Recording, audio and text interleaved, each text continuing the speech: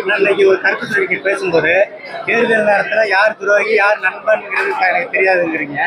இதை மீண்டும் அதிமுக எனக்கு முன்னால் பேசுறவங்க நீங்க அதை கேட்டிருக்க மாட்டீங்க இல்ல அவங்க அனுப்புறேன். எதிரியோட போகணுமா துரோகியோட போகணுமா இல்ல நண்பரா வர்றவங்களோட போகணுமா அப்படிங்கிறத பொதுச்செயலாளர் முடிவெடுக்கிறாங்க. தேர்தல் நேரத்துல துரோகி எதிரி நண்பன் என்பதையெல்லாம் தாண்டி தமிழ்நாட்டு மக்களின் நலனும் அம்மா மக்கள் முன்னேற்ற கழகத்தின் நலனும் தான் முக்கியம்.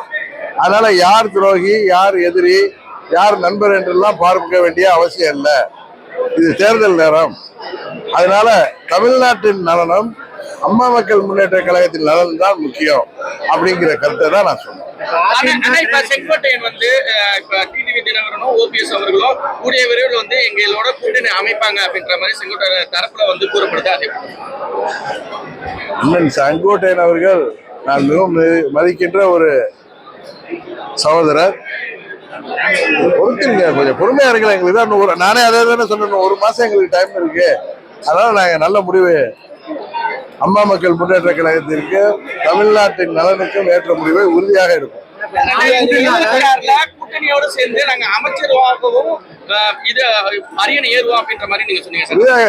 இந்த முறை எந்த கூட்டணி வெற்றி பெற்றாலும் கூட்டணி ஆட்சி அமைகின்ற ஒரு சூழ்நிலை தான் உருவாக இருக்கிறது. அந்த நாங்கள் வெற்றி பெற போகிற நாங்கள் இடம்பெறுகிற கூட்டணி தான் உறுதியாக வெற்றி பெறும். அதுல கூட்டணியில நாங்கள் அமைச்சர்களாக வருகின்ற வாய்ப்பு இருக்கிறது.